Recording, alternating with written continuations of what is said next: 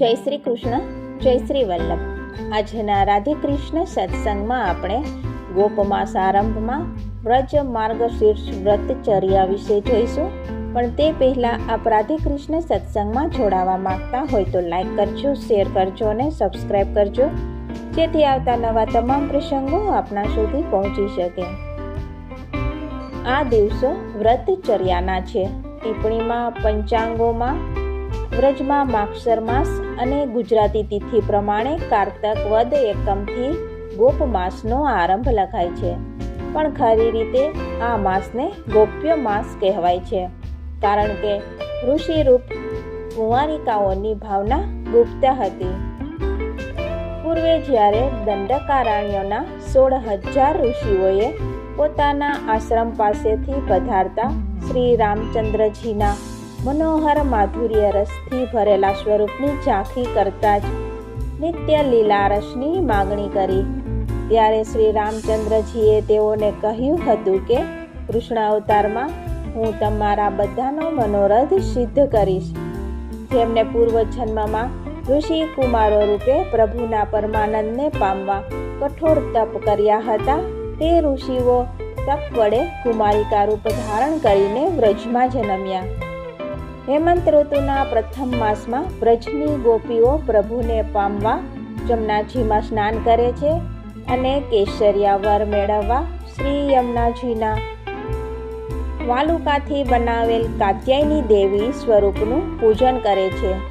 કાત્યાયની પ્રભુની પ્રસાદરૂપ શક્તિ છે, જેમનાથી ભગવત સ્વરૂપાનંદનો લાભ મળે છે. યમુનાજીમાં સ્નાન કરી શુદ્ધ હૃદયથી હાથ જોડી પ્રભુને પામવા માટે યમુનાજીની પ્રાર્થના કરે છે. શ્રી યમુનાજીમાં એવું સામર્થ્ય છે કે તેઓ જીવને પ્રભુના યોગ્ય બનાવે છે, જેથી પ્રભુ પ્રસન્ન રહે છે અને કૃપા દ્રષ્ટિ વહેલી કરે છે. વ્રતચર્યામાં કાત્યાયની દેવીનું પૂજન, અર્ચન, જપ ઇત્યાદિ કરાય છે, પણ તેમાં અન્યાશ્રય મનાતો નથી, કારણ કે કાત્યા એટલે જ કાયાનો ત્યાગ કરાવે છે. આ કાત્યા સંહારિકા શક્તિ છે. તેનું આધિદૈવિક સ્વરૂપ તે જ કાત્યાયની દેવી છે.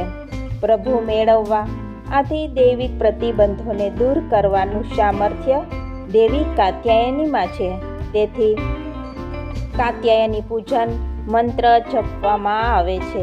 યમુનાજીમાં સ્નાન કરવાથી શ્રી યમુનાજીએ 3 દોષ દૂર કર્યા હતા.